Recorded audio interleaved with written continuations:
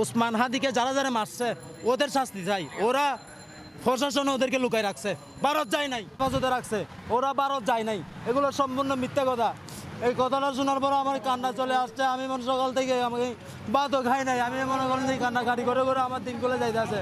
এই যে ওসমান হাদি উনি যে মনে করেন যে ওনার জীবনে উনি বলতেছে যে আমার জীবনে আমি হারাম খাই নাই, হারাম দিয়ে আমার জীবনকে আমি সাজাই নাই, আমার জীবনকে আমি সাজাইছি একমাত্র হালাল দিয়ে।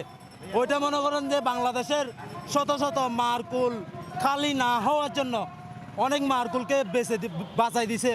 অনেক মার্সেলের সাংবাদিকের মাধ্যমে মিডিয়ার মাধ্যমে যেটা বলতে পারে নাই উনি সেটা বলছে, যার কারণে ওনাকে 70 করে মেরে ফেলছে। লাইভে দিতেছে, খবর দিতেছে, আমি টেলিভিশনে শুনছি, আমি কান্না করতেছি। উনি আমাদের বাংলাদেশের মানুষরা 50 জন 100 জন যেটা বলতে পারবে না, উনি উচিত কথা ন্যায্য কথা মার কুলে বসে বাপের বিচার ওইরকমভাবে সঠিক কথা বলছে।